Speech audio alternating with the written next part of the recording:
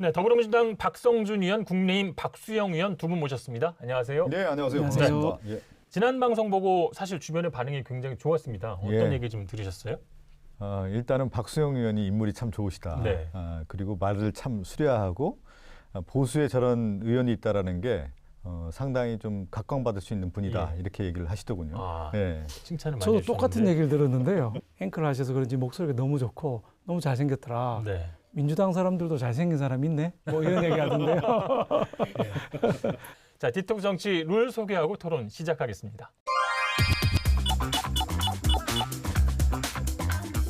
첫 주제는 여야 새 지도부가 과연 이 협치가 가능할까입니다. 민주당 신임 당대표로 선출된 송영길 의원에 대한 평가부터 좀 들어보겠습니다. 그 송영길 당대표님하고는 저는 개인적인 친분이 상당히 좀 오래 깊어요. 그러시군요. 90년대 후반부터 이제 알고 지냈던 사이였는데 송영길 의원이 2014년 인천시장에 떨어지고 2015년도에 아마 제 기억으로는 중국 청와대학에 있었는데 그 기숙사에 제가 놀러 갔던 기억이 있어요. 굉장히 친하신가 보네요. 네, 그렇죠. 기숙사 방에 갔는데 그 포스트잇으로 중국어 관련된 내용들을 다 붙여놓고 공부를 하고 있더라고요. 그리고 또 하나가 그 운전면허증을 중국어 시험을 봐서 딴 거예요. 별명이 이제 황소라고 하는 예. 별명을 갖고 있는 것처럼 어떤 일을 했을 경우에는 반드시 관철시킨다. 그리고 그 일을 해내고 만다라고 하는 그런 능력이 있고 추진력이 있다라는 것을 제가 옆에서 꼭 지켜봤는데 이번에도 이제 당대표가 이제 세 번째 만에 되지 않았습니까? 떨어지고 또 떨어지고 그러면서 다시 한번 자기가 도약을 하면서 이렇게 올라왔다라는 것은 그만큼 이제 정치적인 역량도 이제 갖췄다라고 볼 수가 있고요. 저는 뭐 친하진 않지만 가끔 뵀었는데 예. 좀 무뚝뚝하시더라고요. 그 무뚝뚝함 속에서 진실성이 있죠. 진정성이 있고 오랜 기간 만나야 이 사람의 진가를 아는 오래 보면 사랑스러운 그런 분이 송영길 당대표인 것 같습니다. 네. 볼메 스타일이시죠. 그렇죠. 예. 박 의원님 보시기에는. 예, 저도 뭐 5선 의원 아니십니까? 그리고 인천시장까지 경험하셨기 때문에 경험도 되게 많은데 상당히 오픈돼 있다. 뭐 이런 생각을 저는 했습니다. 왜냐하면 이 가덕도 신공항이라는 공항이 있지 않습니까? 부산에. 제가 그 대표 발의를 해서 법안이 통과가 됐는데 예.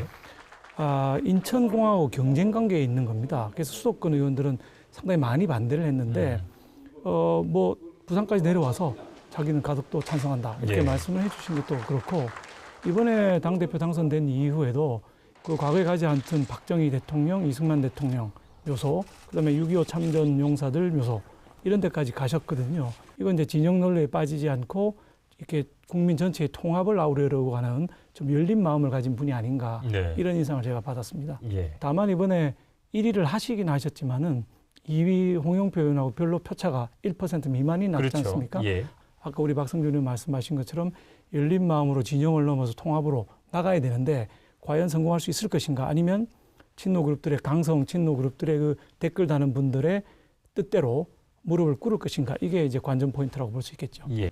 또 2016년도에는 이제 컷오프다는 큰 아픔을 겪지 않았습니까? 저는 그 시련이 오늘날 또 송영길 대표를 만들었다고 봐요. 대선 승리를 가기 위해서는 무엇을 해야 되는지 저는 정확하게 알고 있다고 봅니다. 예. 자, 그래서 송영길 대표와 이제 윤호중 원내대표 또 이번에 당선된 최고위원들이 이제 당을 이제 이끌어갈 텐데요. 당청 관계나 여야 관계를 좀 잘 풀어갈 수 있을까? 호흡은 잘 맞을 수 있을까? 평가 좀 해주시죠. 일단은 송영길 대표와 윤호중 원내대표가 같은 동기입니다. 81학번으로 제가 동기로 알고 네. 있는데 친구이면서 정치적 동지이고요. 또 선수라는 표현을 우리가 쓰는데 한 눈동자만 보면 아는 겁니다. 몸집만 봐도 알고 손짓만 봐도 아는 그런 사이이기 때문에 잘 호흡이 맞을 거라고 보고요. 사실 집권 초기는 이제 청와대 중심의 이제 국정을 운영했다고 하면은 집권 말기에는 당이 중심이 돼서 끌고 가야 되는 거고 또 하나는 이제 원내 중심에서 여야의 협상이 매우 중요한데 여야 협상에서의 윤호중 원내대표 리더십이 저는 그동안의 어떤 국정 경험이라든가 경륜을 통해서 우리 연륜을 통해서 잘 만들어 갈 거라고 보고 있고요. 또 송영길 당대표 같은 경우는 지금 얘기한 것처럼 5선 의원이라든가 또 인천시장을 경험을 하고 정치적 훈련을 김대중 전 대통령에게 송영길 의원과 윤호중 의원이 같이 출발을 했습니다. 그렇기 때문에 이 민주당의 산 역사를 같이 해왔고 또 민주당의 어려움도 잘 알고 있고 앞으로 무엇을 해야 될 것인지 저는 잘 알고 있기 때문에 당 중심에서의 마지막 1년, 그러니까 저는 이제 마지막 1년이라고 하는 것이 대선까지 네. 이것을 잘 끌고 갈 수 있는 투탑 체제가 형성이 됐다. 저는 아주 듬직하다. 얼굴만 봐도 듬직하지 않습니까? 송영길 당대표 뚝심 있게 네. 황소처럼 끌고 갈 수 있는 힘이 있고 윤호중 원내대표는 부드러운 또 리더십이 있거든요. 그래서 당내 화합을 할 수 있는 유연한 어떤 리더십을 갖고 있기 때문에 저는 송영길 대표의 강한 리더십과 윤호중 원내대표의 유연한 리더십이 조화를 이뤄서 투탑 체제로서 쌍두마차로서 저는 민주당 호가 앞으로 잘 갈 수 있다 이렇게 예상하고 있습니다. 저는 또 좀 염려되는 부분이 두 분이 단일 대우를 형성할 수 있다고 그랬는데 사실은 색깔이 약간 다르지 않습니까? 그래서 당 대표와 원내대표 간에 호흡이 잘 맞을까 하는 우려가 상당히 있습니다. 그래서 당 대표는 좀 국민통합형으로 우리 국민의힘하고 이렇게 통합도 하고 협치도 하고 싶어 하는데 윤호중 원내대표는 또 강성이거든요. 강성 친문의 대표적인 분인데 윤호중 원내대표와는 강성 방식에 동의를 해서 끌려가 버리면 이거 정치도 1년 동안 힘들어지고 본인의 정치적 미래도 없다 이렇게 보여지는 것이죠. 이제 국민의힘도 김기현 신임 원내대표 겸 대표 권한대행 이제 당무를 이제 시작했습니다. 당장 좀 강경한 목소리를 내고 있는 것 같아요. 이제 법사위원장을 좀 요구하고 있고 또 정부의 백신 확보에 대해서도 국정조사까지 좀 요구하고 나섰는데 좀 얼마나 좀 힘이 실릴 것으로 보십니까? 저는 뭐 강경한 목소리가 아니고 원칙적인 목소리를 하고 있다 이렇게 생각합니다. 백신 문제 당연히 온 국민이 이렇게 어려움을 겪고 있는데 이걸 그냥 넘어갈 수는 없는 것이고요. 게임 체인저인 백신을 왜 아직도 제대로 못 구하고 있느냐 하는 문제가 있기 때문에 이건 국민의 입장에서 상식적인 얘기를 한 거다 이렇게 생각을 합니다. 뭐 강경한 발언이 아니에요. 상식적인 얘기를 한 거예요. 예. 보통 이제 야당이 여당을 공격할 때는 우회 전략으로 지도부에 있는 의원이 아닌 다른 의원이 여당을 공격한다든가 아니면 이제 대변인을 시켜서 정말 수위 높은 용어를 써서 우리가 얘기하는 폴리티컬 레토릭이죠. 정치적 수사를 가지고 여당을 공격하게 되는데 원내대표 자신이 이렇게 극단적인 용어를 쓰면서 최전선에 나서지는 않는 것이죠. 그럴 경우 왜 그랬을까 좀 보면은 조금 조급한 거 아니라는 제 판단이 좀 있었어요. 그리고 원내대표 경선 과정에 보면 김기현 원내대표가 소수파였나? 당내 입지의 지지 기반이 좀 약했던 거 아니냐. 그것은 조급함에 자신 스스로 입증하고 있는 거 아니냐. 이렇게 조급함이 아니라 조급함이 네. 아니라 상황이 그만큼 절박한 거거든요. 네. 우리 국민들이 얼마나 많이 어려움을 겪고 있는지 잘 아셔야 되는 거예요. 당내 기반 말씀하셨는데 당내 기반도 사실 100명 의원들이 투표를 해서 66표를 얻었습니다. 상당한 표를 얻은 것이기 때문에 당내 기반이 없다 이렇게 보기 어렵고 또 경험이 없느냐? 아닙니다. 4선 의원에 울산시장까지 하신 분이에요. 흐름을 정확하게 읽고 있다 이렇게 볼 수 있습니다. 이 질문 한번 들어볼게요. 대통령 오찬 제안을 거절했는데 이거 잘한 일인가요? 저는 잘한 거라고 보고 있습니다. 왜냐하면 지금 상황이 대통령님 만나서 서로 간에 이미지 관리하고 뭐 이렇게 사진 찍고 대통령께 인사드리는 의전 이런 거 할 정도의 넉넉한 상황이 아니라는 것이죠. 그리고 정치 지도자들이 만나려면 뭔가 물밑에서 대화가 오가고 카드가 있고 만나고 나면 결과물이 있어야 되는데 그저 모여서 밥만 먹고 헤어졌다. 사진만 찍고 헤어졌다. 이거는 비난받아 마땅한 일이고요. 절박한 이 민생 이슈를 가지고 결론을 내는 적어도 하나는 받아오는 이런 거 아니면 안 가겠다. 이런 결심을 한 걸로 보여지고 그게 결론적으로 다시 말하지만 상황이 그만큼 우리 민생의 상황이 절박하다는 것이죠. 절박하고 이제 절실하다는 데서는 뭐 누가 뭐라고 하겠습니까? 김기현 원내대표가 좀 유연하게 생각했었으면 어떨까 싶어요. 어떤 정치적인 이해관계를 떠나서 대통령에게 만나서 지금 야당 원내대표로서 지금 백신의 문제가 됐든 지금 뭐 법사위원장의 문제가 됐든 허심탄회하게 하는 자리가 있다라고 하면은 저는 그것을 마다하지 않는 것이 야당의 원내대표의 덕목이 아니겠냐 이런 생각이 좀 들었는데. 뭐 만나서 해결될 기미가 있다. 뭔가 받아들여질 것 같다.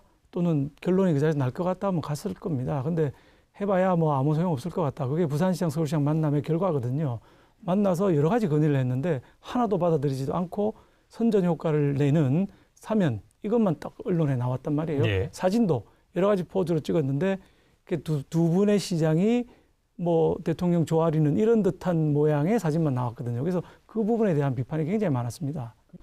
김기현 원내대표가 의연하게 또 야당의 원내대표였고 다선의원이었고 지금 얘기한 것처럼 울산시장까지 했던 광역단체장을 역임했던 분이라고 하면은 처음 만나서 어떤 얘기를 못 하겠습니까? 전 초선의원이라서 예. 이렇게 얘기할 수도 있겠지만 조금 아쉽다는 생각이 좀 들었습니다. 예, 뭐 사전 정지 작업이 좀 필요하다는 그런 그럼요. 의견이신데 예. 한 번 더 뭐 청와대에서 좀 제안을 하시고 아마 이철희 정무수석이 만나셨으면 왔다 갔다 하고 있을 겁니다. 예, 예. 그래서 제안을 했기 때문에 몇 가지 제안을 했기 때문에 그게 조율이 되면 예. 금방 만날 거라고 생각이 예. 듭니다. 좋은 얘기가 좀 오갔으면 좋겠고요. 이제 김기현 의원의 당선이 이제 당 대표 선거에도 분명 이제 영향을 좀 끼칠 텐데 좀 누가 유리하게 돌아갈 것 같고 또 파급 효과는 좀 어떻게 될 거라고 예상하십니까? 이상하게 뭐 언론에서는 자꾸 영남당이라는 프레임으로 자꾸 가고 있는 것 같아요. 이거는 버려져야 되고 영남 출신이든 아니든 또는 초선이든 다선이든 중진이든 상관없이 누가 미래를 얘기할 수 있느냐 여기에 초점이 맞춰져야 된다고 생각합니다. 예. 당대표는 영남이면 안 된다라고 하는 얘기가 여당에서 나온 게 아니거든요. 야당 내부에서 얘기가 나왔다는 건 뭐냐면 기본적 자체에 그런 두려움이 있는 거죠. 그러면 왜 야당 안에서 영남당이란 나왔을까? 새로운 비전이 안 나왔기 때문에 그런 얘기가 나오는 거거든요. 그러니까 인물이라고 하는 것은 그 상징성을 통해서 새 시대를 담아낼 수 있는 상징적인 인물이 나와야 되는 건데 그러면 지금에 있는 인물 자체가 국민의힘에서는 영남의 한계에 가둬 있고 새 시대를 끌고 갈 수 있는 인물이 없기 때문에 그런 두려움에서 나온 용어가 저는 국민의힘 안에서 영남당이라고 하는 프레임이 아닌가. 우리 당의 후보들이 아직 그 당대표 선거가 본격화되지 않았거든요. 준비하고 있는 많은 라인업 선수들이 많이 있습니다.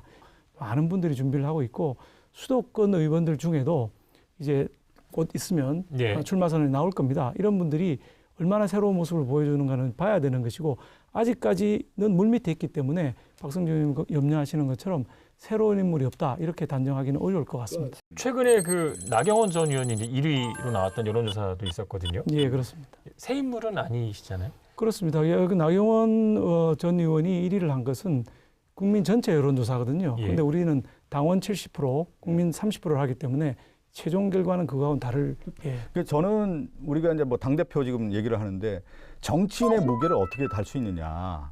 저는 두 가지 척도라고 봐요. 그게 하나가 뭐냐면 인지도고 또 하나가 이제 호감도죠. 지금 초선 의원들이 앞으로 더 인지도와 호감도를 더 쌓아야 되고 나경원 전 대표 같은 경우는 그동안의 비호감도를 얼만큼 상쇄시킬 수 있느냐가 저는 관건이라고 보는데 앞으로 국민의힘에 있는 후보들이 그런 정치적 무게를 좀 더 나갈 수 있는 후보가 나오길 저도 기대를 하겠습니다. 예, 뭐 당 대표가 과연 대통령 선거하는 후보도 아닌데 인지도까지 높아야 하느냐? 저는 그렇다고 생각 안 하고요. 오히려 참신한 인물, 인지도가 낮지만 호감도는 높은 인물이 나가는 것이 더 좋을 수도 있다. 제가 늘 얘기하는 거지만 2030이나 샤이 진보 이런 분들이 우리 당을 쳐다볼 수 있게 만드는 여건 이게 만들어줄 수 있다고 봅니다. 박수영님 예, 예. 얘기를 듣다 보니까 그래도 그 국민의힘의 초선분들은 그래도 새로운 인물, 초선 이런 분들에게 좀 지지를 표하는 거 아닌가라는 생각이 좀 드는데요. 그런 영향이 많죠 지금. 예. 나라마다 상황이 다 다른데 우리나라는 지금 국민들이 바라는 게 뭔가를 봐야 되는 거죠. 그런 차곡차곡 쌓아온 유럽식의 신인 정치인을 바라는 것인가, 젊은 정치인을 바라는 것인가. 우리 국민들이 바라는 건 그것까지 안 가도 좋으니까 정말 좀 새로운 사람 나와서 지긋지긋한 정치 싸움 좀 안 하고 새로운 담론을 내놓으면 좋겠다. 새로운 담론을 내놓는 면에서는 사실 정치를 오래 한 사람보다 새롭게 나온 사람이 더 잘 내놓을 수 있는 것이죠. 네, 흥미로울 것 같은데 국민의힘 당대표 선거를 관심 있게 지켜보겠습니다.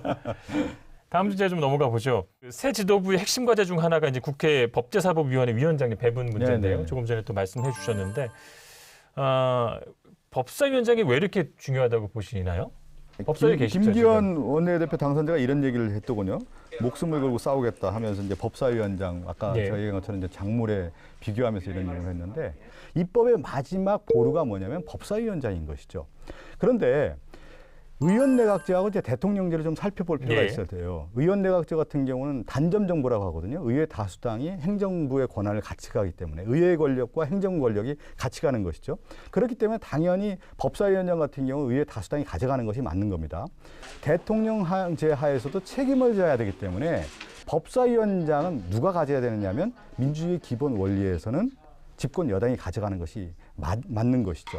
그렇기 때문에 우리 민주당이 180석에 가까운 정당을 이제 총선에 승리를 했고 그러면 시민들의 요구했던 사항들을 책임을 지기 위해서는 법사위원장을 반드시 가져가야 되는 것이 저는 민주주의의 기본은 원리에 맞고 책임을 다하는 정치다. 그것이 바로 책임 정치의 실현이기 때문에 법사위원장을 가져갔다. 이렇게. 이론적으로는 참 많이 맞는 것 같은데 제가 늘 보면 우리 박성준 의원님 누굴 닮았다 싶은데 누구 닮았습니까? 누굴 닮았는지 이제 깨달았어요. 공자님을 많이 닮으신 것 같아요. 아니, 옳은 말씀을 쭉 다 하시니까. 옳은 말씀 쭉 하시는데. 자, 공자까지 반열에 올라오셔서. 우리가 두 가지를 한번 봐야 됩니다. 박성준 의원님 말씀하신 대로 민주원리로 그렇게 가면 되는데 사람이 항상 한계가 있는 거거든요. 김대중 대통령이 대통령 하실 때부터 법사위원장은 야당이 가져가는 걸로 해서 그때 이후로는 별 예외가 없이 한 번 정도 예외가 있었던 것 같은데 계속 야당한테 준 거예요. 왜냐하면 나의 오류성, 나는 틀림없어. 우리 다수당이니까 우리는 틀림없어. 절대 다수당이니까 우리는 오라라고 생각하면 안 된다는 거죠. 현실론이 있다는 말씀이시고요. 그럼요. 예. 그건 이제 좀 얘기를 좀 드려야 되는데 87년 체제로 우리가 살펴볼 필요가 있는데 그 당시 그 이전까지는 권위주의 정부였습니다. 그래서 정부 자체가 권력의 자의적인 행사를 통해서 국민의 자유와 권리가 침해되는 요소가 많았습니다. 그렇기 때문에 여소야대에서는 야당이 다수당이 됐기 때문에 이런 부분에 대해서 견제를 하기 위해서 최초의 이제 법사위원장이 야당이 이제 넘어왔는데 그 이후에 여러 정권이 바뀌지 않았습니까? 그럴 때마다 뭐가 있었냐면 법사위 자체에 문제점들이 많이 나왔던 거죠. 오히려 견제보다는 저해하는 요소가 워낙 강하다 보니까 주호영 전 원내대표도 법사위의 체계작구권을 폐지하자는 법안까지 발의했던 겁니다. 예. 그러면서 그 법사위원장 중에서 가장 정부가 하려는 법을 많이 방해했던 분이 사실은 박영선 전 서울시장 후보예요. 그분이 법사위원장 할 때 법사위가 제일 엉망으로 운영이 됐고 법이 통과가 하나도 안 되고 법사위원들이 다 찬성했는데 법사위원장이 반대해서 통과 안 된 법도 있는 정도였어요. 그래서 우리가 과거의 경험으로부터 이미 다 배웠어요. 민주당도 배우고 우리도 배운 거예요. 사실 그리고 이 원구성 협상을 다시 들고 나왔는데 좀 과거를 돌이켜 보면 국민의힘도 사실 지난번에 그 7개, 8개를 가져가려고 했는데 이제 네. 안 가져간 그 책임도 있단 말이에요. 지금 이 문제가 이제 전국에 좀 뇌관이 될 것 같은데 어떻게 좀 풀어가야 하고 어떻게 풀릴 것을 예상을 하신지 좀 듣고 싶습니다. 저는 그 김기현 원내대표가 처음에 나오면서 이 카드를 왜 이 카드를 꺼냈을까? 전국을 혼란시키기 위한 카드를 먼저 꺼낸 거거든요. 우리가 이제 전반기 원 구성은 실제 이제 2년이지 않습니까? 상임위원장 임기는 2년으로 이제 보장이 돼 있단 말이에요. 그래서 전반기, 후반기 2년은 나누는 건데 김기현 원내대표가 이 원리를 잘 알고 있는데 이 카드를 꺼냈다라는 것은 실질적으로 저는 대여 공세를 하는 그냥 카드로 쓰는 것이 아니냐 그런 생각이 좀 들어서 무엇을 의도를 하고 있는지 좀 저는 해석이 잘 안 되는 상황입니다. 그래서 김기현 원내대표가 이걸 마무리를 어떻게 할지 좀 지켜봐야 되겠습니다. 또 지켜보시게요.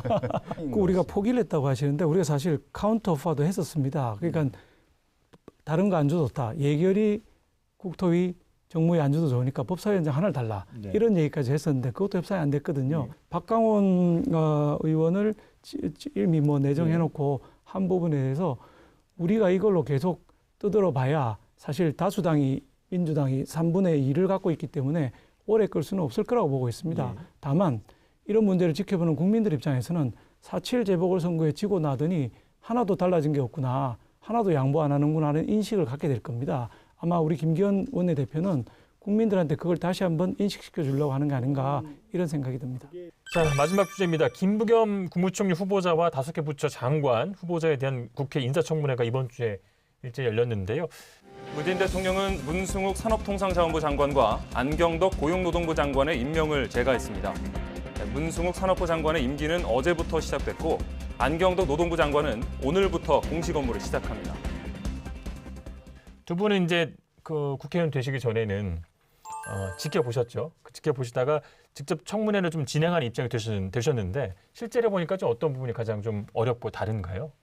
우리가 아무리 반대해도 3분의 2는 민주당이고 3분의 1이 우리가 보니까 이게 청문 경과 보고서 채택이 우리가 반대해서 안 되는 경우에도 그대로 강행해서 임명을 하는 거예요. 그럼 실컷 했던 게 다 망가지는 거죠.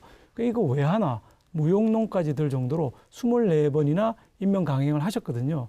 그럼 뭐 명백히 하자가 있는 사람도 있으면 찾아서 좀 같이 막아줘야 되는데 무조건 통과시키려고 하고 24번이나 그렇게 통과시키는 부분이 가장 안타까운 부분이죠. 그러니까 뭐 인사청문회 제도의 근본적인 문제라고 볼까요? 근데 두 가지 기준이 있는 것이죠. 하나가 뭐냐면 도덕적 기준이고 하나는 이제 능력과 실력에 대한 검증인데 이 전체의 내용 중에 보면은 한 부분이 이제 모든 걸 덮는 역할을 하는 겁니다. 도덕적인 완결성, 올바른 정치를 통해서 정치를 해야 된다라고 하는 선수기 후 치인이라고 하는 것이 이제 맞물려 있는 건데 이 두 가지 겸비하는 인간의 완결성 자체를 요구하는 거죠.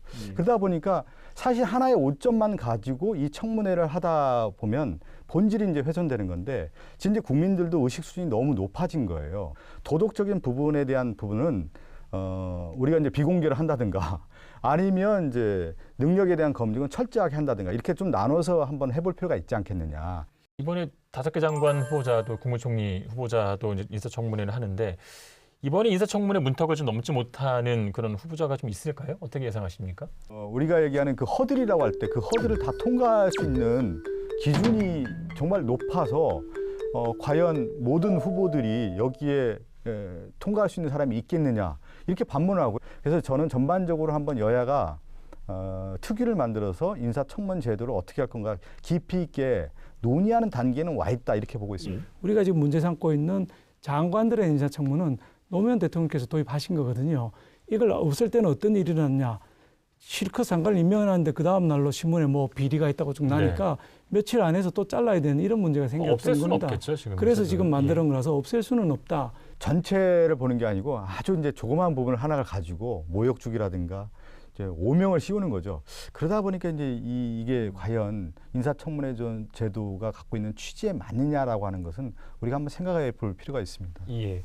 자, 한 주간 쌓인 정치 독소를 풀기 위해서 오늘도 디톡스 주스 준비했습니다. 아 오늘도 디톡스 네. 지난주하고 다른 게 나왔는데. 그러네요. 배랑 자. 도라지. 아이고 고맙습니다. 예. 배와 도라지입니까? 예. 네. 예. 자, 자, 고생하셨습니다. 감사합니다. 예. 수고하셨습니다. 수고하셨습니다.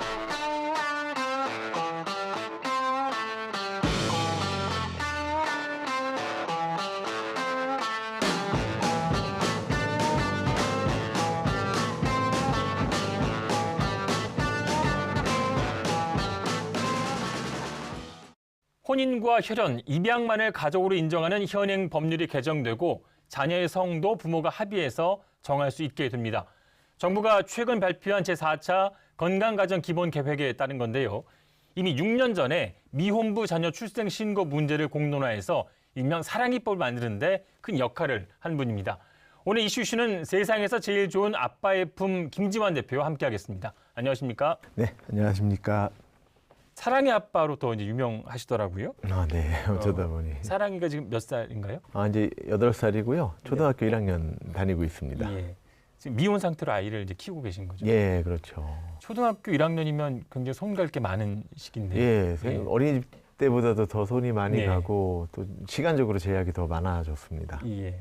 사실 이제 김 전 대표가 이제 공론화하기 전까지는 미혼부 자녀는 출생 신고를 하기 어렵다는 사실도 사실 세상에 많이 알려지지 않았었거든요.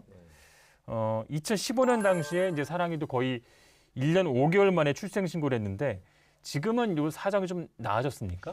소송은 결국에 해야 되는 건 변함없고요. 이제 좀 간소화된 소송으로 출생 신고를 할 수 있게 됐어요. 근데 이제 사랑이법을 적용 못 받는 아이들이 지금까지는 더 많았었고요. 예. 출생 신고를 하기 위해서 지금 재판을 받아야 되는 그런 상황이군요. 네, 어쨌든 뭐 아빠 혼자서 출생 신고는 해줄 수가 없기 때문에 이런 경우에 아이들은 뭐 간소화된 소송이든 아니면 예. 복잡한 소송이든 필히 소송을 해야지만 출생 신고가 되지고 국적과 기본권을 취득할 수가 있습니다. 예. 혼외 가정의 경우 이제 생모가 이제 출생 신고를 해야 한다는 가족관계 등록법 때문인데 관련법을 고치기 위해서 이제 목소리를 많이 내셨고요. 네. 결국 2015년에 이제 사랑법이 만들어졌습니다. 네. 당시에 1인 시위도 이제 많이 하셨고 노력을 많이 해오신 걸로 알고 있는데요.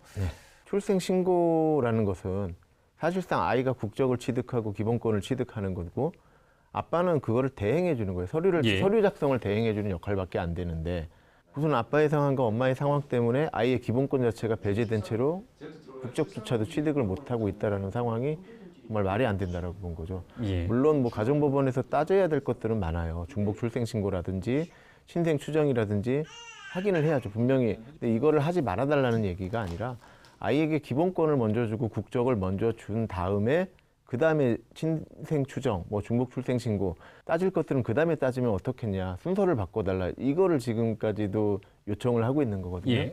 근데 아직까지도 지금 아이들한테 주는 거는 그래도 재판을 좀 간단하게 해볼 수 있는 기회를 준 거에서 아직은 예. 그치고 있습니다. 아직도 이제 출생 신고를 못 하고 있는 분들이 굉장히 많으시다는 말씀이시죠? 그렇죠, 많죠. 예. 뭐 최근에는 그렇게 못해서 뭐 죽음을 당하고 이제 뭐 사망 진단서상에 뭐 무명료, 무명남으로 이렇게 기록이 돼서 나왔다는 뭐 그런 기사들도 올해도 있지 않았습니까? 예. 이후에 이제 아빠의 품이라는 단체를 만들었어요. 어떤 네. 곳인지 좀 소개 좀 부탁드리겠습니다. 이렇게 출생 신고가 어려운 아이들이 또 그들의 아빠들이 인터넷상이든 뭐든 이렇게 검색해서 찾을 수 있는 곳이 필요하다고 생각을 했어요. 그래서 그런 거를 찾아보라고, 그래서 제 전화번호를 좀 쉽게 아시라고 예. 단체를 만들고 홈페이지를 만든 것뿐이지 뭐 누가 봐도 저게 단체야라고 할 정도의 그런 작은 곳입니다. 예. 근데 법적인 지원 같은 것도 해주고 계시니까 도와주시는 분들이 계시겠네요. 네, 많은 예. 또 변호사님들께서 도와주고 계시고요. 예. 또 관련된 뭐 이제 그런 한부모 단체들, 기관들 뭐 이런 곳들에서 많이 도와주고 있습니다. 예. 미혼 모 가정에 대한 지원도 있습니까? 뭐 미혼이든 이혼이든 사별이든 그냥 뭐 한부모 가정은 굳이 뭐 이렇게 따지거나 가리지 않고 다 이렇게 서로 돕고 있습니다. 뭐 보람도 많이 느끼시겠어요? 저희 집에 이제 돌봄이 맡겨진 아이들이 몇 명 있었어요. 그래서 뭐 반찬을 뭐 해줄까 고민하다가 이제 돌봄까지 하시는 거군요. 가끔요. 예, 예. 네, 그러다가 고등어 자반을 이렇게 좀 구워서 줬거든요. 네. 그랬더니 그게 그렇게 맛있다면서 이렇게 맛있는 걸 해줘서 고맙다고 그거를 이렇게 귀에 와서 귓속말로 해주고 가는 거예요. 예. 너무 좋더라고요. 음. 매달 이제 한두 명씩 소식은 오는데 예. 이번에 소송 끝났다고, 출생 신고 됐다고, 주민번호 나왔다고, 그렇게 해서 아빠들이 저한테 이제 주민등록 등본이랑 가족관계 증명서랑 이런 거 판결문이랑 이걸 한 번씩 사진 찍어서 보내줘요. 예. 그거만큼 또 보람되는 게 없죠. 예. 최근 정부가 향후 5년 동안 이 가족 정책을 추진하는 데 근간이 될 건강가정 기본 계획을 발표했습니다. 이제 한마디로 표현하면 전통적인 가족의 틀을 넓혀서 보다 이제 다양한 가족 형태를 인정하자는 그런 건데요. 이 내용과 방향성에 대해서 어떻게 평가하시나요? 일단 큰 뭐 이렇게 이런 내용 자체는 저도 아주 찬성하고 응원하는 예. 부분이고요. 그리고 이제 검토를 하고 논의를 이제 시작하신다고 하니까 정말 세부적인 것들이 잘 논의가 됐으면 좋겠고, 예. 미혼부의 아이들이 출생신고할 때 이런 문제가 생겼던 것처럼 예. 향후 논의하는 부분도 분명히 그렇게 놓치는 부분들이 분명히 있을 거예요. 예. 그래서 그런 부분들까지 좀 세심하게 신경 써주셨으면 좋지 않을까 싶습니다. 근데 출생 신고 말고도 한부모로 아이를 양육하는 데 있어서 제도적인 보호나 지원을 받기 어려운 점도 많을 것 같은데요. 구체적으로 어떤 점들이 있습니까? 현재 제도상 많은 예. 게 개선이 됐어요. 2015년도 이후에 아직 출생신고가 완료되지가 않았다고 해도 아이들이 뭐 기본적인 건강보험이나 어린이집을 갈 수 있는 제도들은 이제 만들어졌고, 예. 거기에 이제 혜택을 받는 아이들이 늘어나고는 있는데, 예. 이제 문제는 이 아이들이 그런 아주 기본적인 임시적인 복지 그런 거를 받기 위해서는 가정법원에 접수라도 되어 있어야 되고, 그리고 유전자 검사가 맞춰져 있어야 돼요. 예. 그 두 가지를 아직 못하고 있는 아이들은 그런 최소한의 복지조차 또 사각에 예. 빠지게 되는 지금 현실이거든요. 그런 아이들조차도 그런 임시적으로라도 그 최소한의 건강보험과 예. 뭐 이제 어린이집을 가든 뭐 양육수당을 받든 이런 기본적인 이런 복지라도 좀 받을 수 있게끔 예. 더 개선돼줬으면 하는 게 요구사항입니다. 가정법원에 접수가 안 되고 유전자 검사를 받지 못한다는 것은 그 이유는 경제적인 부분인가요? 그냥 오늘 하루를 버티고 오늘 하루를 벌어먹기가 급급해서 예. 가정법원에 가는 게 점점 늦어지는 경우가 있고요. 또 사랑입법이 아니라 다른 방법으로 아이가 출생신고를 예. 해야 된다고 하면 또 그 방법을 찾아야 되고, 또 본인이 이제 무료 법률을 지원받을 수 없는 경우라고 하면은 그런 소송 비용도 마련이 돼줘야 되고, 뭐 여러 가지 이유가 있어요. 예. 이번 정부 계획에 좀 아쉬운 점도 있으실 것 같은데요. 네, 꼭 필히 좀 계획에 따라서 좀 논의가 같이 됐으면 하는 부분인데요. 현재 지금 어떤 성인 남성이나 아니면 이제 병원 외 출산을 한 성인 여성이 출생신고 안 된 아동을 데리고 있을 때 그 아동을 이 성인이 데리고 있어도 되는지 안 되는지 확인하는 사람이나 시스템이 지금 전혀 없어요. 그러니까 우리나라 아동보호법상 친권이 없는 사람이 예. 친권자의 동의 없이 아동을 보호하고 있는 것 자체가 불법입니다. 그런데 내가 이 사람의 아빠예요. 내가 이 사람의 엄마예요. 근데 아직 출생신고를 소송으로 해야 돼서 얘를 그냥 이렇게 데리고만 있어요. 예. 그럼 믿고 그냥 가버리는 거예요. 정말 이 사람이 이 애를 데리고 있어도 돼? 이거는 아동을 보호하는 측면에서 가장 먼저 확인을 해야 될 부분이 분명하거든요. 악용될 소지가 있다는 말씀이신 거예요. 그렇죠. 근데 예. 그냥 그대로 방치를 하고 가시는 예. 거예요. 차라리 이렇게 발견이 되면 이 아동이 이 사람의 보호 안에 있어도 되는지 안 되는지를 공적 기관이 먼저 유전자 검사를 해서 두 분의 유전자가 일치하네요. 계속 보호하시고 그러면 바로 저희가 출생신고를 그리고 다른 복지 예. 제도를 이렇게 도와주겠습니다. 이런 시스템을 만들어 주시면 이 아동이 더 안전하지 않을까 싶은 거죠. 이번에 이제 여성가족부가 발표한 정책에 따라서 좀 이런 부분도 세세하게 입법화가 돼야 된다는 그런 말씀을 드리고요. 최근에 방송인 사유리 씨의 이제 비혼 출산에 대해서도 사회적으로 여러 목소리가 이제 나오고 있습니다.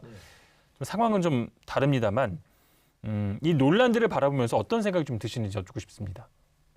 사실상 크게 관심 두지는 않았어요. 그러니까 그거 자체가 그렇게 큰 의미가 있을까 싶어요. 근데 제가 보는 시점에서는 어쨌든 지금 이 시점에 그 가정은 한부모 가정이고, 예. 그리고 아이는 지금 태어나서 자라고 있고요. 그러면 이 가정의 그 아이가 정말 안전하고 즐겁고 행복하게만 자랐으면 좋겠어요. 제가 생각하라는 거는 전통적인 가정의 형태, 정상적인 가정의 형태, 이거 자체가 누가 정하냐. 예. 예. 한부모 가정이 저도 되게 지극히 보편적인 가정이고요. 예. 저희 가정은 상당히 화목하거든요. 네. 상당히 즐겁고요. 그럼 되게 건강한 가정이라고 저는 생각을 하고 있어요. 가정 자체가 얼마나 화목하고 가정으로서의 기능을 잘 이렇게 수행하고 있는지가 예. 중요한 것 같아요. 모양새가 구성원이 어떤지가 중요한 것보다도 모양새와 구성원은 다 갖췄는데 화목하지 못하고 계속 그 갈등을 풀지 못하고 예. 있고 또 여러 가지 문제를 접하고 있다라고 하면 정말 도움이 필요한 가정은 그 가정이거든요.